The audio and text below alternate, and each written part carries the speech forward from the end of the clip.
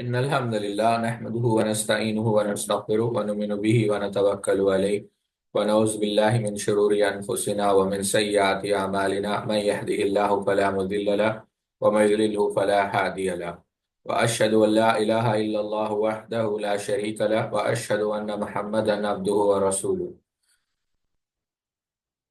فإن خير الحديث كتاب الله وخير الهدي هدي محمد صلى الله عليه وسلم وشر الأمور محدثاتها وكل محدثة بدعة وكل بدعة ضلالة وكل زلالة في النار. قال الله تبارك وتعالى في القرآن المجيد والفرقان الحميد بعد أن أقول أعوذ بالله السميع العليم من الشيطان الرجيم من همزه ونفخه ونفسه.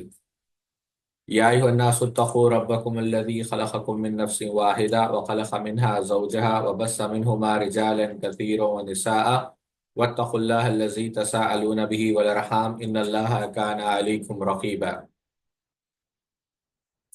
يا أيها الذين آمنوا اتقوا الله حق تقاته ولا تموتن إلا وأنتم مسلمون. يا أيها الذين آمنوا اتقوا الله وقولوا قولا سديدا يصلح لكم أعمالكم ويغفر لكم ذنوبكم ومن يطع الله ورسوله فقد فاز فوزا عظيما. الحمد لله خالق الوجود من العدم الذي علم بالقلم علم الإنسان ما لم يعلم والصلاة والسلام على سيد الأشرف الأنبياء المرسلين نبينا محمد وعلى آله وأصحابه أجمعين. اما بعد، تمام قسم کی تعریف، کبریائی اور بڑائی اللہ رب العزت کے لیے لائق و زیبا ہے، اور لاکھوں نہیں کروڑ درود و سلام ہو تمام انبیاء کرام پر، خصوصاً اللہ کے رسول صلی اللہ علیہ وسلم پر۔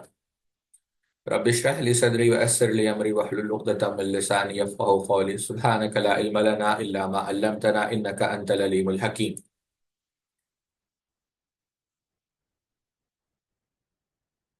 امام احمد ابن حنبل رحمۃ اللہ علیہ نے فضائل الصحابہ کے اندر، اور امام ابن ابی عاصم رحمہ اللہ نے کتاب السنہ کے اندر سیدنا علی رضی اللہ تعالیٰ عنہ کا اثر نقل کیا ہے، اور اس قسم کی مرفوع روایتیں بھی موجود ہیں لیکن ان کے صحت پر اختلاف ہے۔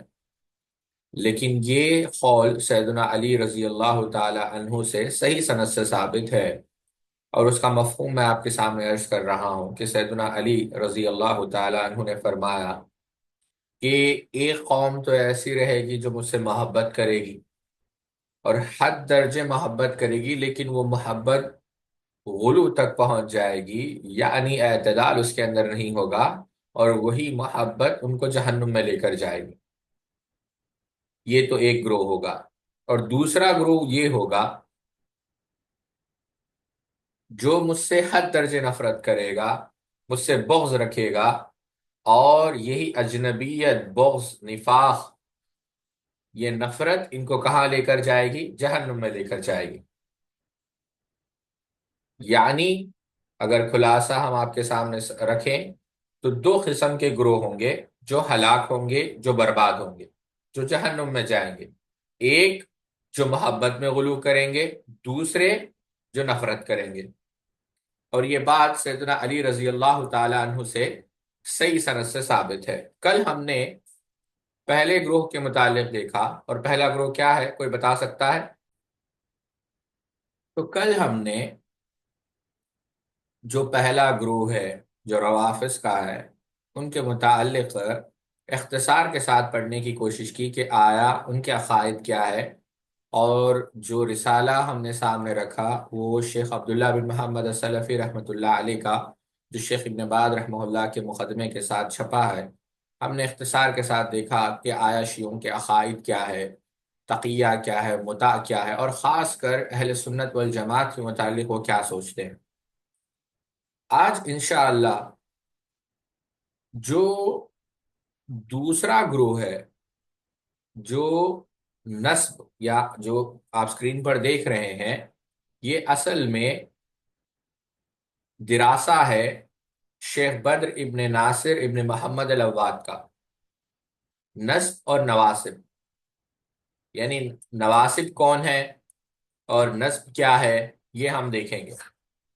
یہاں پر ساتھیوں، آگے بڑھنے سے پہلے میں ایک بات اس میں عرض کرنا چاہوں گا کہ آیا ہم شیخ سے پوچھتے ہیں، شیخ بدر ابن ناصر ابن محمد سے، کہ انہوں نے اس ٹاپک کا انتخاب کیوں کیا یا اس موضوع کا انتخاب انہوں نے کیوں کیا۔ آپ مقدمے میں دیکھیں گے ان کی، اگر آپ پوری کتاب کو دیکھیں گے ساتھیوں، انہوں نے پہلے تو یہ لکھا ہے کہ میں نے یہ موضوع انتخاب کیوں کیا ہے، پھر صحابہ کے مقام کو انہوں نے بیان کیا، پھر اہل بیت کے مقام کو انہوں نے بیان کیا، کیوں اس کی تفصیل بھی آئے گی۔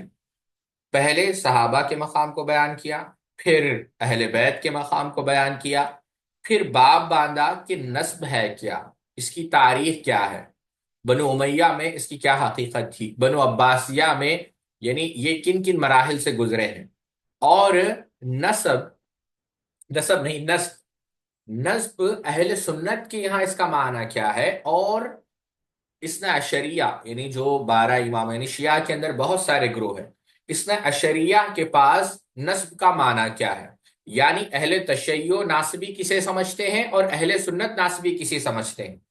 پھر اس کے بعد یہ کیوں نسب جو ہے یہ وجود میں آئے۔ کل ہم نے دیکھا کہ شیعہ کیوں وجود میں آئے، سیدنا علی عبداللہ ابن سبا جو ہے اس کا ایک بنیادی بانی تھا۔ ہم نے دیکھا کہ عبداللہ ابن سبا کے متعلق سیدنا علی رضی اللہ تعالیٰ عنہ نے کیا کہا۔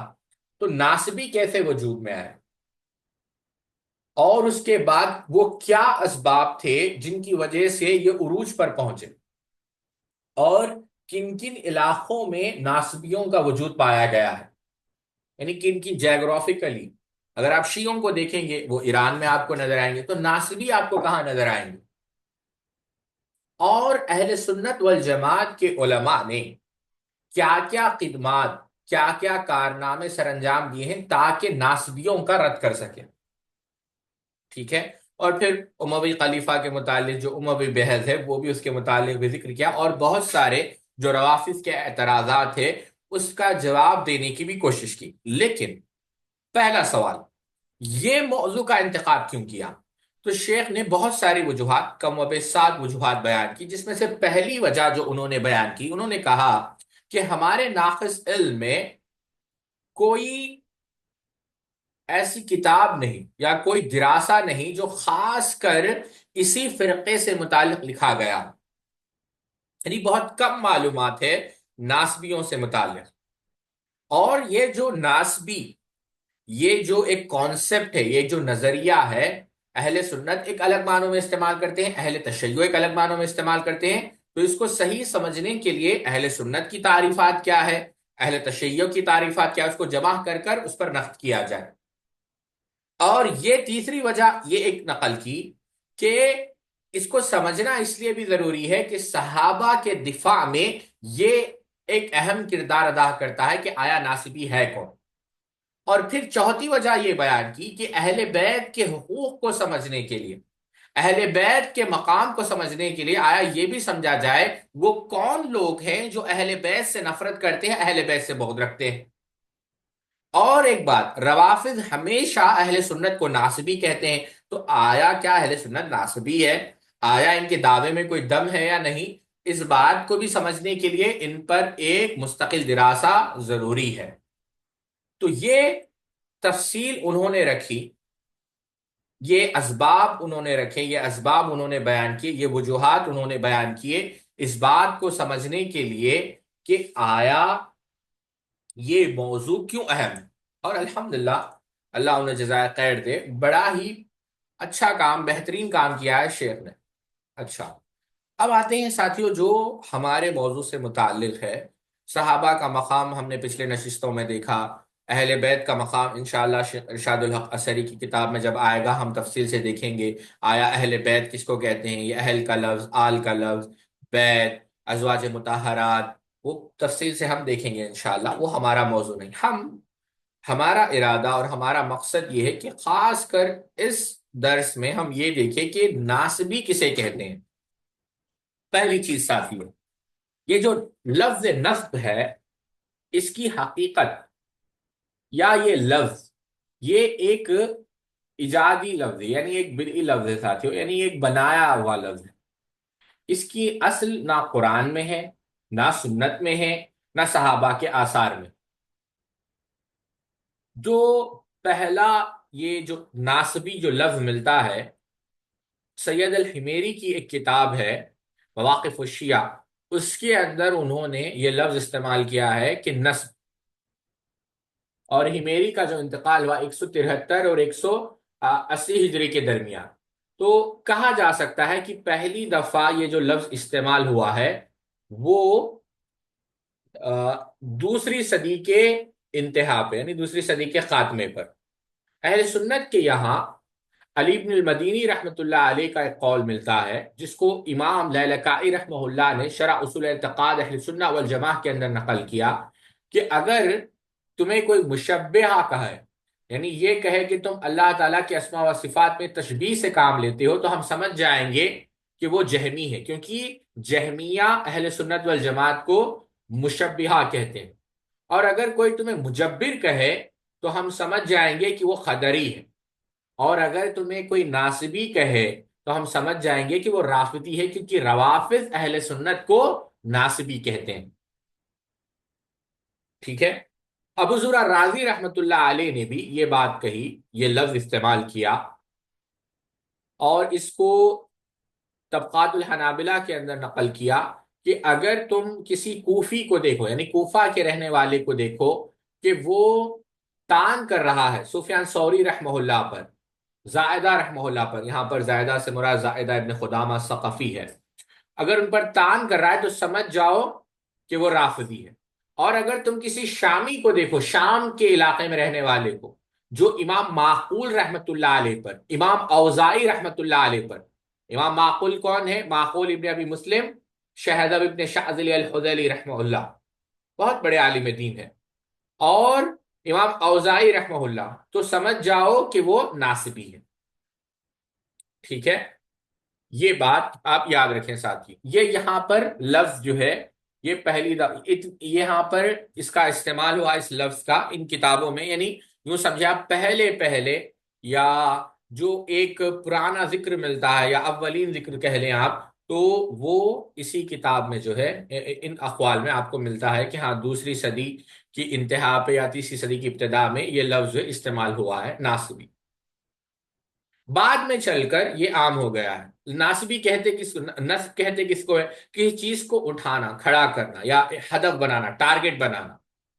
مقاصد اللغہ آپ اٹھا کر دیکھیں۔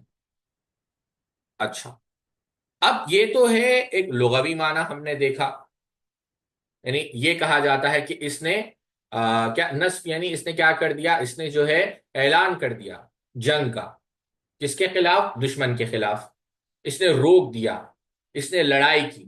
تو یعنی لغت کے اندر اس کا معنی یہ بنتا ہے کسی چیز کو کھڑا کرنا، یا کسی چیز کو جو ہے ٹارگٹ کرنا۔ تاریخ ہم نے دیکھی، آیا آپ دیکھتے ہیں کہ اس کی شریعت کے اندر یا اہل علم کے پاس ناصبی یا نصب کسے کہتے ہیں؟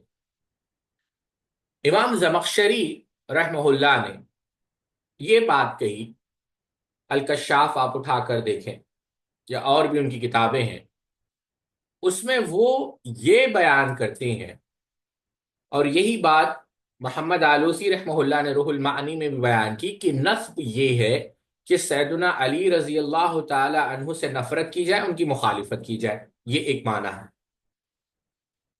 ایک اور معنی جو حافظ ابن حجر اسقلانی رحمۃ اللہ علیہ نے دیا، اور دیگر علماء نے بھی تدریب الراوی کے اندر، توضیح الافکار کے اندر، وہ یہ کہ نسب یہ ہے کہ سیدنا علی رضی اللہ تعالی عنہ سے نفرت کی جائے، اور یعنی اگر کوئی شخص سیدنا علی رضی اللہ تعالی عنہ کو مفضول قرار دے، افضل قرار نہ دے، یعنی سیدنا علی رضی اللہ تعالیٰ کو مفضول قرار دے اور دوسروں کو ان پر فضیلت دے، یا سیدنا علی رضی اللہ تعالی عنہ سے صرف نظر کرے، یا ان کے گھر والوں سے جو ہے اعراض کرے، اسے ناصبی کہا جاتا ہے۔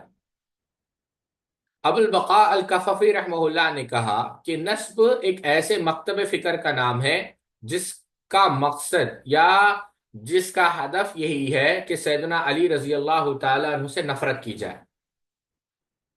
بلکہ بعض علماء نے، ابن المنظور نے لسان العرب کے اندر یہ بات نقل کی کہ نواسب وہ لوگ ہیں جو سیدنا علی رضی اللہ تعالی عنہ سے نفرت کرنے کو عبادت سمجھتے ہیں، نعوذ باللہ من ذلک، اور یہی بات مجد الدین فیروز آبادی رحمۃ اللہ علیہ نے بھی بیان کی۔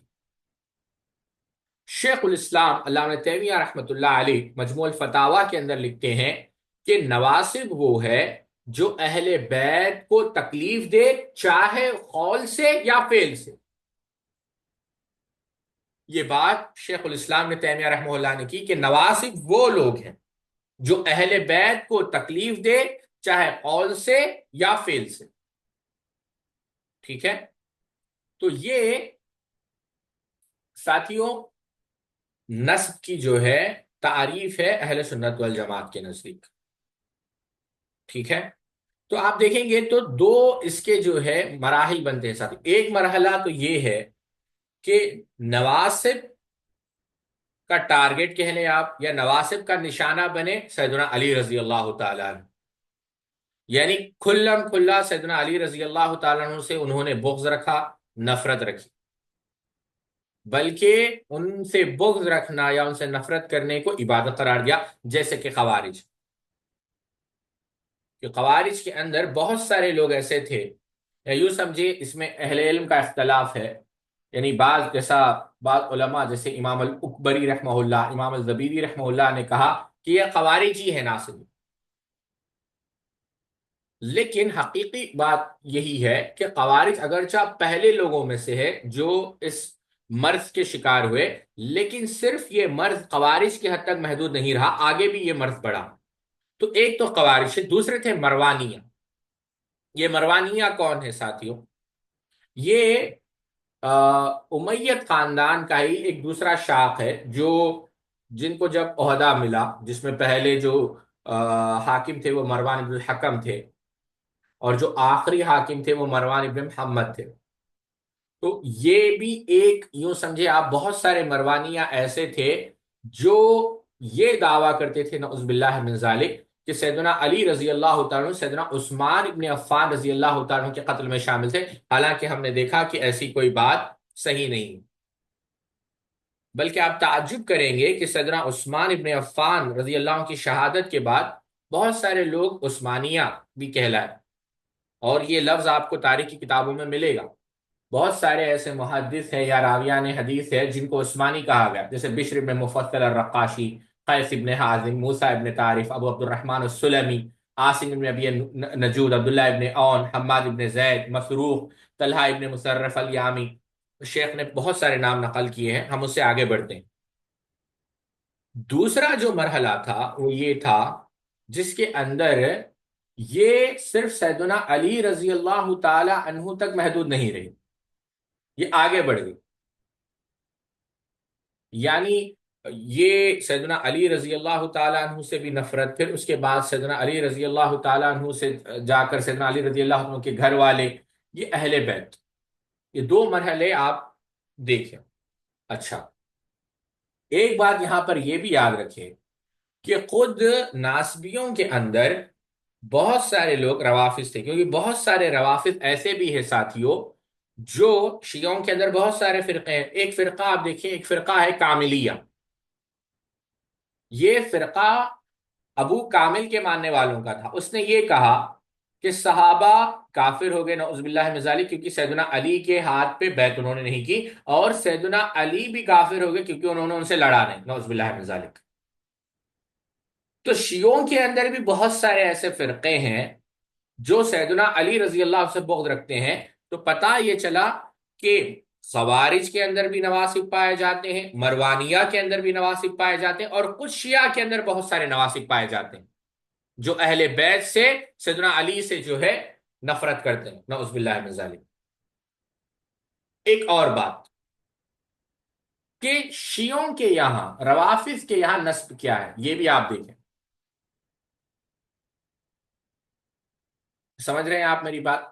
کہ اہل تشیع جو ہے نسب کس کو کہتے ہیں؟ اہل تشیع کے یہاں نسب اس کو کہتے ہیں کہ شیخین کریمین کو، کیا شیخین کریمین کو فضیلت دی جائے سیدنا علی پہ، یعنی خلیفہ بالفضل سیدنا علی کو تسلیم کرے، نہ کہ سیدنا ابوبکر کو۔ اگر کوئی سیدنا ابوبکر کو تسلیم کرے گویا وہ ناسبی ہے۔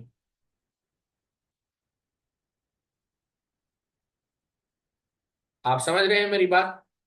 یعنی ایک تو یہ مانا، جعفر ابن الحسن ہلی نے کیا کہا کہ ناسبی وہ ہے، ایک معنی اس نے یہ بھی بیان کیا کہ جو شخص 12 اماموں سے نفرت کرتا ہے یا بغض رکھتا ہے تو وہ کیا ہے؟ ناسبی۔ جو ابن طاہر المتحلی نے کہا جو اہل بیت سے بغض رکھے وہ ناسبی ہے۔ آپ سمجھ رہے ہیں میری بات؟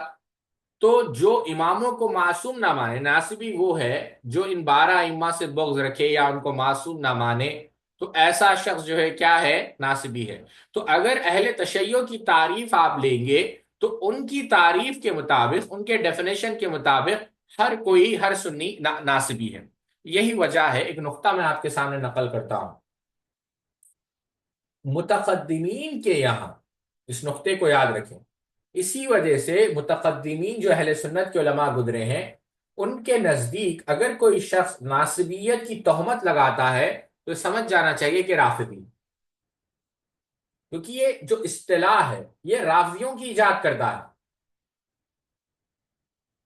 یعنی جیسا ہم نے دیکھا 3 صدی ہجری تک کسی بھی سنی عالم نے کسی دوسرے سنی عالم کو ناصبی نہیں کہا، بلکہ اگر اس دور میں کوئی شخص کسی کو ناصبی کہتا تو یہ اس کے رافضی ہونے کی دلیل سمجھی جاتی۔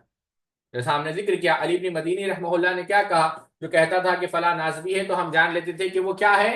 رافضی ہے۔ ابو حاتم الرازی رحمہ اللہ نے کیا کہا؟ رافضیوں کی علامت یہ ہے کہ وہ اہل سنت کو ناصبی کہتے ہیں۔ امام بربہاری رحمہ اللہ نے بھی یہی کہا کہ جب تم کسی شخص کو کہتے ہوئے سنو کہ فلاں ناصبی ہے تو جان لو کہ وہ رافضی۔ ٹھیک ہے؟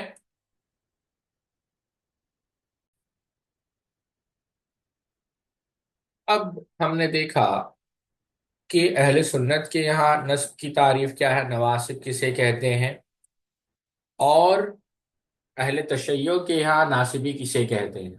ٹھیک ہے؟ اس کے بعد ایک شیخ نے ایک اور بحث چھیڑی ہے کہ شیعوں کے اندر کتنا اختلاف ہے، شیعہ کن کو جو ہے آ، ناسبی کہتے ہیں، کن کو ناسبی نہیں کہتے، پھر شیعہ کے اندر شیعہ کتنے فرقے ہیں، وہ ایک لمبی بحث ہے کہ کن کے ان کو ناسبی کہا جاتا ہے، جو ہمارے موضوع سے متعلق نہیں ہے۔ اب ایک بات تو اس میں اختلاف ہے کہ کیا شیعہ تمام اہل سنت کو ناسبی کہتے ہیں یا نہیں۔ بعض شیعہ یہ کہتے ہیں کہ تمام اہل سنت نواسب نہیں، جیسا کہ عبداللہ جزائری نے یہ بات کہی کہ تمام اہل سنت نواسب نہیں ہے، یعنی تمام اہل سنت ناسبی نہیں، کچھ شیعہ کی یہ رائے ہے۔ عبداللہ جزائری کی کتاب التحفہ السنیہ آپ اٹھا کر دیکھیں، اس کے اندر اس نے یہی بات کہی، لیکن نعمت اللہ جزائری نے یہ بات کہی کہ تمام سنی ناسبی ہے۔ خود جو اثنا عشریہ ہے اس کے اندر جو ہے کافی سارا اختلاف ہے، لیکن وہ اب ہمارا موضوع نہیں ہے، ہم دوسری طرف بڑھتے ہیں۔ وہ یہ کہ یہ کیوں اتنا، یہ شروع کہاں سے ہوا یا کیا اسباب تھے، اس کو بھی آپ سامنے رکھیں، جس کی وجہ سے جو ہے یہ آگے بڑھا۔ ایک چیز تو آپ کو اس میں یاد رہنی چاہیے ساتھیوں کہ جو سیدنا عثمان ابن عفان رضی اللہ تعالیٰ عنہ پر جو الزامات عائد ہوئے اس میں کوئی حقیقت نہیں۔ اب آتے ہیں اسباب پر۔ الزامات سے پہلے یہ چیز یاد رکھیں کہ پہلا سبب جس کی وجہ سے ناسبیہ یا نواسب وجود میں آئے وہ سیدنا عثمان ابن عفان رضی اللہ عنہ کی شہادت تھی۔ سیدنا عثمان ابن عفان رضی اللہ عنہ کو بے دردی سے قتل کر دیا گیا، اور بہت سارے لوگ شام سے نکلے اور انہوں نے سیدنا عثمان ابن عفان رضی اللہ عنہ کی دیت کا مطالبہ کیا، اور کیونکہ جھوٹ، روافظ کے یہاں جھوٹ عام تھا، تو یہ پروپیگنڈا بھی عام ہو گیا کہ سیدنا عثمان ابن عفان رضی اللہ عنہ کے قتل میں سیدنا علی شامل تھے، نعوذ باللہ من ذالک، جو کہ سری جھوٹ ہے۔ پھر آپ اس کے بعد دیکھیں لڑائیاں، جو مشاجرات ہوئے، جو لڑائیاں ہوئی، وہ بھی ایک بہت بڑا سبب تھا ان کے وجود کا۔ تیسرا، انہی لڑائیوں میں ایک فرقہ تھا خوارج کا، جن کا یہ عقیدہ تھا کہ سیدنا علی رضی اللہ تعالیٰ عنہ مسلمان ہی نہیں ہے سرے سے، نعوذ باللہ من ذالک. اور عبداللہ ابن عباس رضی اللہ تعالیٰ عنہ سے، ایسے لوگوں سے انہوں نے مناظرہ بھی کیا. اور سیدنا علی رضی اللہ عنہ کو قتل کرنے والے بھی ساتھیوں یہی خوارج تھے. یاد رکھیں اس بات کو، بھولے نہیں. اور قتل کیوں کیا؟ کیونکہ نفرت تھی، بغض تھی، ان کو مسلمان نہیں سمجھتے تھے. ایک اور چوتھا سبب یہ ہے ساتھیوں، سیدنا علی رضی اللہ تعالیٰ عنہ سے حد درجہ بغض، حد درجی محبت، یعنی غلو کی محبت. اب وہ غلو کی محبت میں انہوں نے کیا کیا ساتھیوں؟ بہت سارے ایسے روایت گڑھ دیے جو جھوٹی روایات تھی. یعنی سیدنا علی رضی اللہ عنہ کی شان میں بہت سارے ایسے واقعات، بہت سارے ایسے کرامات، بہت سارے ایسے خصائص گھڑے جو حالانکہ سیدنا علی رضی اللہ عنہ اس کے محتاج نہیں ہیں. اللہ تعالیٰ نے اتنے خصائص، اتنے فضائل سے آپ کو نوازا کہ کسی ضعیف یا موضوع روایت کے آپ محتاج نہیں. سبحان اللہ. تو ایک طرف تو ان لوگوں نے، بلکہ آپ تعجب کریں گے، میں شاید بھول رہا ہوں، ہزاروں کی تعداد میں، انشاءاللہ ہم تفصیل سے رکھیں گے، ہزاروں کی تعداد میں سیدنا علی رضی اللہ تعالی عنہ کی شان میں جو ہے جھوٹی روایتیں گڑی گئی. تو اس کے، یوں سمجھے آپ، اس کی ضد میں بہت سارے لوگوں نے سیدنا معاویہ رضی اللہ تعالی عنہ کے شان میں جو ہے جھوٹی روایتیں گڑنا شروع کر دی. یہ بات خود شیخ الاسلام ابن تیمیہ رحمۃ اللہ علیہ نے کہ یہ جو گڑی گئی ہے سیدنا معاویہ رضی اللہ عنہ کی فضیلت میں احادیث، یہ سب جھوٹ ہے. منہاج السنہ نبویہ آپ اٹھا کر دیکھیں. پانچواں سبب یہ تھا کہ اس کے اندر حکمرانوں کا بھی ایک بہت بڑا کردار تھا، معاشرے کا بھی ایک کردار تھا، جو چھٹواں سبب شیخ نے اس میں بتایا ہے. اور ایک سبب یہ بھی تھا ساتھیوں، کہانیاں سنانے والوں کا. خود جو قصے کہانیاں سناتے ہیں نا، آج بھی بدقسمتی سے بہت سارے لوگ صحابہ کے موضوع کو اٹھاتے ہیں، بجائے اس کے کہ آیتیں پیش کریں، بجائے اس کے کہ صحیح احادیث پیش کریں، تاریخ کے قصے اور کہانیاں سنانا شروع کر دیتے ہیں. اس کی وجہ سے بھی بہت فساد ہوا، کیونکہ جھوٹ عام ہو گیا. اور آٹھواں سبب یہ ہے کہ دنیا کی محبت. اور نوواں سبب یہ ہے ساتھیوں، جو علوی تھے انہوں نے کیا کیا؟ انہوں نے یہ سمجھا، اور بہت لمبی یوں سمجھے آپ پیریڈ تک وہ یہ سمجھتے رہے کہ خلافت ان کا حق ہے، اور اس وجہ سے بہت سارے جو ہے لڑائیاں بھی ہوئی. تو یہ چیزیں آئی. بعض لوگ کہتے ہیں کہ نہیں، بنو امیہ اور بنو ہاشم میں جو ہے نا اتفاقی تھی، لیکن یہ بات سچ نہیں ہے ساتھی، اس کے اندر کوئی دم نہیں ہے.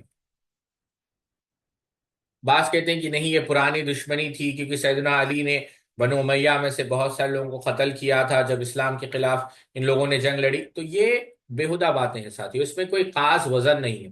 جو وجوہات شیخ نے بیان کی وہ یہ وجوہات ہے ساتھیوں.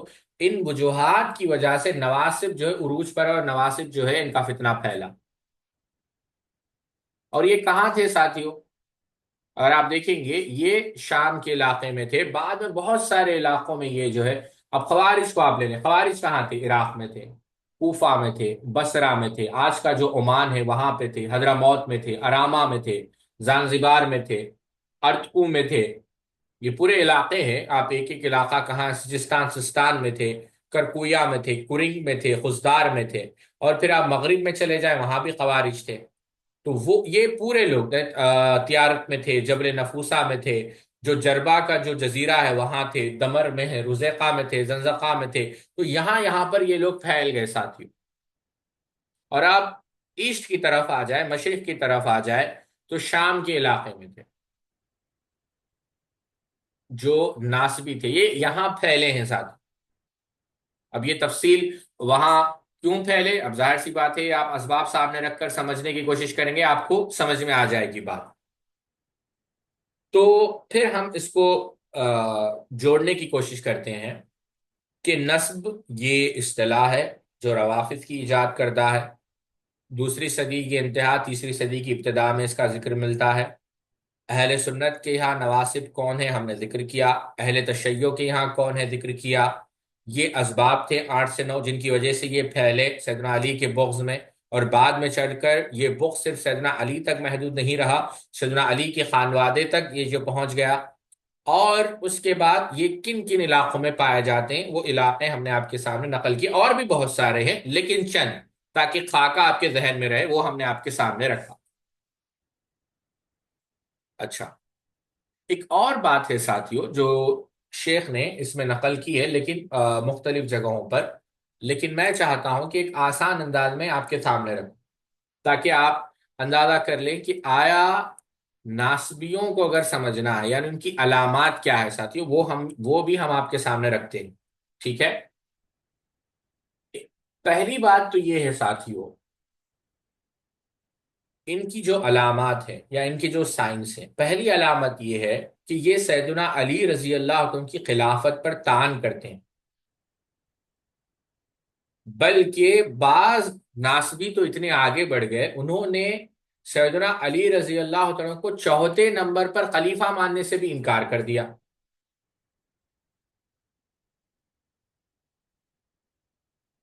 اور یہ اتنا بڑا مسئلہ ہے، امام اہل سنت امام احمد بن حنبل نے کہا، یہ بات کہی کہ جو یہ لوگ جو نواسب کرتے ہیں نا، جو شخص سیدنا علی رضی اللہ عنہ کو چوتھے نمبر پر خلافت کا حقدار نہیں سمجھتے، اس سے کلام، اس سے بات مت کرو اور نہ ہی ان سے نکاح کرو۔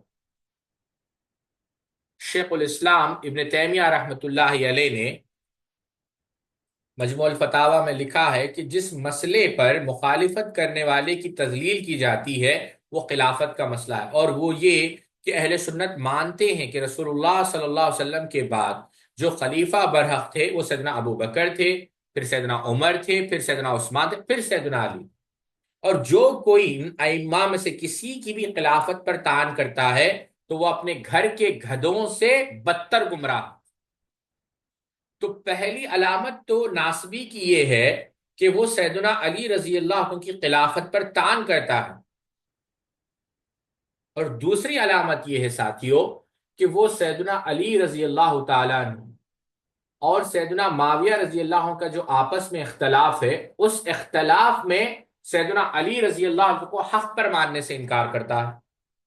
شیخ الاسلام ابن تیمیہ رحمۃ اللہ علیہ نے لکھا ہے کہ سیدنا علی اور ان کے اصحاب اولا بالحق اور اقرب الی الحق تھے، حق کے قریب تھے، اور سیدنا معاویہ رضی اللہ تعالیٰ اور ان کے اصحاب سے نیز امام احمد اور دوسرے کسی امام سنت نے اس بات پر تردد نہیں کیا کہ سیدنا علی رضی اللہ عنہ کے علاوہ کوئی اولا بالحق نہیں ہے، اور نہ ہی اس پر انہوں نے کوئی شک کیا ہے۔ بس ان دونوں میں کسی کو بغیر معین کیے حق پر کہنا تجویز ہے، یعنی یہ کہنا کہ سیدنا علی کے علاوہ بھی کوئی حق پر ہو سکتا ہے، اس قول کو بدعتی اور گمراہ شخص کے علاوہ کوئی نہیں کہتا جس میں ناسبیت کی قسم ہو، اگرچہ وہ تعویل کرنے والا ہو۔ دوسری علامت، تیسری علامت یہ ہے کہ یعنی جو یزید ہے، یزید کے معاملے میں اور یزید کے اصحاب کے بارے میں غلو کرتا ہوں۔ شیخ الاسلام یعنی اتنا غلو کہ انسان حیرت میں گر جائے۔ شیخ الاسلام ابن تیمیہ رحمۃ اللہ علیہ نے ناسبیت کی قسموں میں قسم یزید کے بارے میں غلو کرنا بھی جو ہے شامل کیا ہے۔ آپ مجموع الفتاوی اٹھا کر دیکھیں، وہاں پر آپ نے لکھی ہے یہ بات، اور اس لیے اہل سنت والجماعت نے نبی کریم صلی اللہ علیہ وسلم کے صحابہ اور رشتہ داروں کے حقوق کا خیال رکھنے پر اتفاق کیا، اور انہوں نے ناسبیوں سے برات کا اظہار کیا جو سیدنا علی رضی اللہ عنہ کی تکفیر کرتے ہیں، ان کی تفسیق کرتے ہیں، یعنی ان کو فاسق قرار دیتے ہیں، نعوذ باللہ من ذالک، اور اہل بیت کی حرمت کی تنقیص کرتے ہیں، اور اس شخص کی طرح جو حکمرانوں کو ان کے خلاف کرتا ہے، ان کے واجب حقوق سے جفا کرتا ہے، یزید بن معاویہ کی تعظیم میں بغیر حق غلو کرتا ہے، یہ ناسبیوں کی ایک نشانی ہے۔ چوتھی نشانی اہل بیت کے فضائل سے اعراض کرنا، یعنی اہل بیت کے فضائل بیان نہ کرنا، ان کے مناقب بیان نہ کرنا۔ شیخ الاسلام ابن تیمیہ رحمۃ اللہ علیہ نے لکھا ہے بعض جاہل سنت کے دعوے دار سیدنا علی اور اہل بیت کے بعض فضائل بیان کرنے سے اعراض کرتے ہیں جب وہ اہل بدعت کو ان کے بارے میں غلو کرتا دیکھیں، تو فضائل سے اعراض نہیں کرنا چاہیے۔ تو یہ بعض نشانیاں ہیں جس سے آپ پتا کر سکتے ہیں کہ آیا یہ شخص نافبی ہے یا نہیں ہے۔ اچھا، آخری بات ساتھیوں کہ اہل سنت والجماعت کے علماء نے کیا کیا خدمت انجام دی ان ناسبیوں کے رد میں ساتھیوں، یہ بھی اہم ہے۔ ایک تو بات یاد رکھیے ساتھیوں، احمد ابن حنبل رحمۃ اللہ علیہ نے یہ بات کہی، ہم اس پر تفصیل پر آئیں گے کہ سیدنا علی رضی اللہ عنہ کے بہت سارے فضائل جو ہے مروی ہے، کسی اور صحابی کے متعلق نہیں، وہ کیوں، امام بہقی نے اس کا جواب لکھا ہے، لیکن پہلا اصول ساتھیوں جو علماء نے اپنے سامنے رکھا وہ یہ ہے کہ وہ ہمیشہ جو وقت ہے، جو زمان ہے، اس کا لحاظ رکھتے تھے، اور اس کو رکھ کر کوشش کرتے تھے کہ موقع کے مطابق، یعنی دیکھا جائے کہ سرکمسٹانسز کیا ہے، حالات کیا ہے، اس کا لحاظ رکھتے ہوئے انہوں نے ناصبیوں کا رد کیا۔ امام خطیب بغدادی رحمۃ اللہ علیہ نے الجامع الاخلاق الراوی و آداب السامی کے اندر بیان کیا کہ سفیان ثوری رحمۃ اللہ علیہ جب بصرہ میں داخل ہوتے تو وہ سیدنا علی رضی اللہ تعالیٰ کے فضائل بیان کرتے، لیکن جب کوفہ میں داخل ہوتے تو وہ سیدنا عثمان ابن عفان رضی اللہ عنہ کے فضائل بیان کرتے، بلکہ وہ یہ بھی کہتے جب تم شام میں ہو، اب شام میں کون تھے ساتھیوں، ہم نے ابھی سنا، ناصبی، جب تم شام میں ہو تو سیدنا علی رضی اللہ عنہ کے فضائل بیان کرو، اور جب تم کوفہ میں ہو تو شیخین کریمین، کوفہ میں کون ہے، روافظ، تو وہاں پر شیخین کریمین سیدنا ابو بکر، سیدنا عمر رضی اللہ تعالی عنہ کے فضائل بیان کرو۔ امام ذہبی نے سیر علم النبلاء کے اندر اس کو نقل کیا، بلکہ امام خلال رحمہ اللہ نے کتاب السنہ میں نقل کیا کہ اگر کوئی یمن جاتا تو سفیان ثوری رحمہ اللہ نے پوچھا کہ یمن کے لوگ کس لیے جانے جاتے ہیں، تو کہا کہ یمن کے لوگ جو ہے نبیز اور سیدنا علی کے لیے جانے جاتے ہیں، انہوں نے کہا کہ کوئی حدیث انہوں نے بیان نہیں کی ان دو چیزوں سے متعلق، نبیز کے متعلق اور سیدنا علی کے متعلق۔ علی بن مدینی رحمۃ اللہ علیہ کو آپ دیکھیں، ان کا یہی حال ہے۔ خطیب بغدادی نے تاریخ بغداد کے اندر، امام مزی رحمہ اللہ نے تہذیب الکمال کے اندر نقل کیا کہ جب وہ کوفہ جاتے تو سنت کا جو ہے آپ وہاں پر جو ہے لحاظ کرتے، اور آپ جب بصرہ جاتے تو وہاں پر اہل بیت، یعنی ایک طرف صحابہ اور ایک طرف جب کوفہ جاتے تو صحابہ، اور جب بصرہ جاتے تو اہل بیت کی جو ہے آپ وہاں پر حقوق بیان کرتے، اہل بیت کے فضائل بیان کرتے۔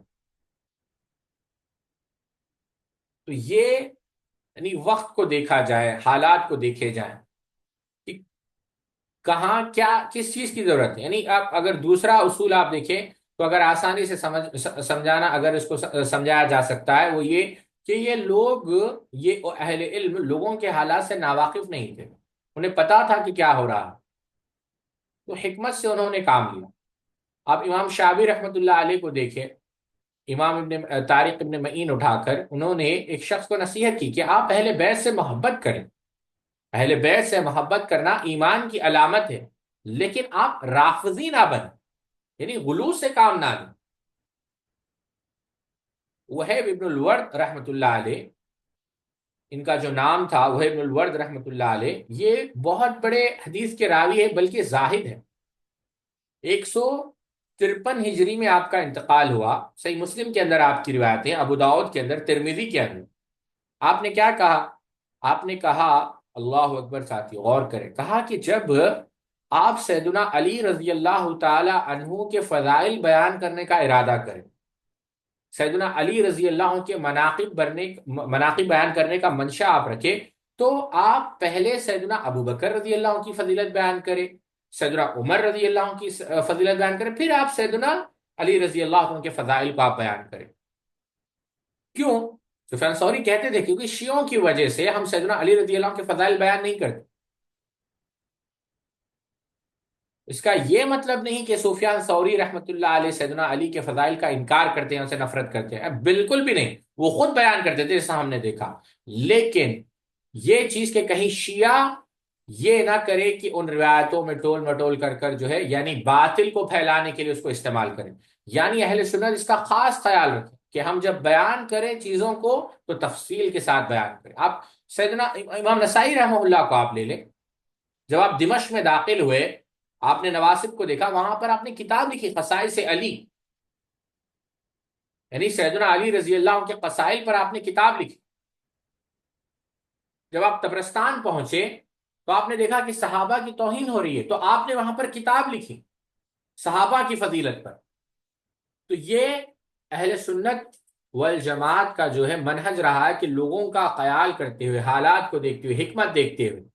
عطا ابن مسلم رحمۃ اللہ علیہ، ان کے متعلق آتا ہے 190 ہجری میں انتقال ہوا، وہ عہد ایک سوق یعنی ایک مارکیٹ تھی، وہاں پر وہ جایا کرتے تھے، اور وہاں پر وہ سیدنا علی رضی اللہ عنہ کے فضائل بیان کرتے تھے۔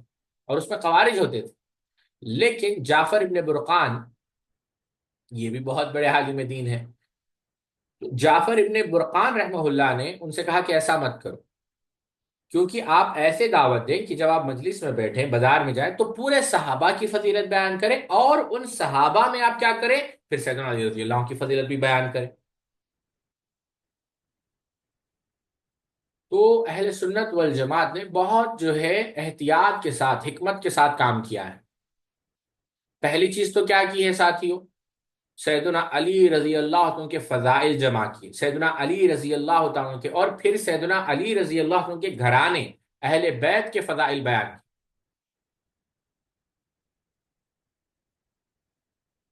آپ علماء کو دیکھیں، سفیان ثوری رحمہ اللہ بصرہ میں، شام میں، ابن المدینی رحمہ اللہ بصرہ میں، ابن ابی داؤد رحمۃ اللہ علیہ اہل بغداد کو، اسماعیل ابن عیاش رحمۃ اللہ علیہ اہل حمص کو، وہ کیا کہ یہ حدیثیں بیان کر رہے ہیں سیدنا علی رضی اللہ عنہ کی شان میں، جو نواسب کے اوپر یعنی ان کے آنکھ میں کانٹا بن رہا ہے. بلکہ علماء نے لکھا ہے کہ ان کی اتنی روایتیں بیان کرنے کی وجہ سے بہت سارے لوگوں نے توبہ کی، کہ ارے جس ذات کے متعلق ہم گفتگو کر رہے ہیں، اس ذات کا مقام تو اللہ کے رسول صلی اللہ علیہ وسلم بیان کر رہے ہیں کہ یہ علی ہے، جن سے محبت کرنا ایمان کی علامت ہے اور جن سے بغض رکھنا نفاق کی علامت ہے. ہم کیوں ایسی شخصیت سے بغض رکھیں؟ ان روایتوں کو عام کیا اہل سنت والجماعت کے علماء نے.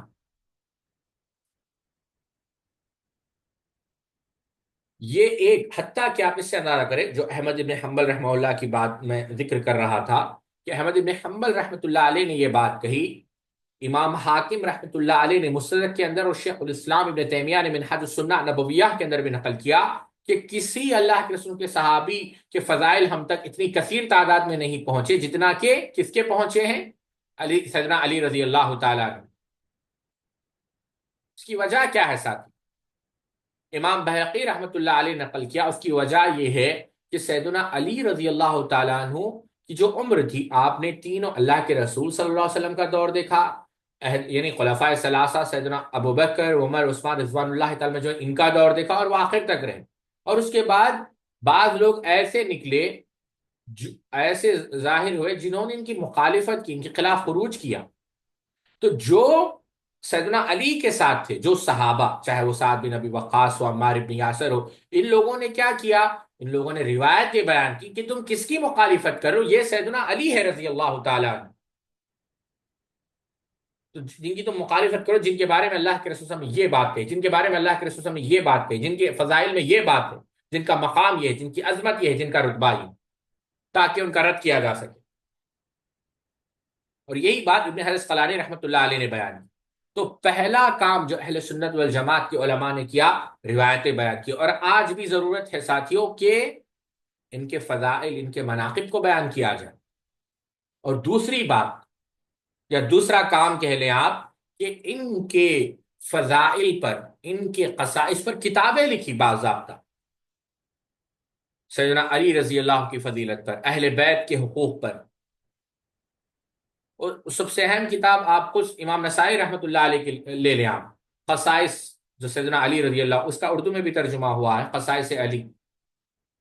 اس میں بہت سارے صحیح روایتیں ہیں.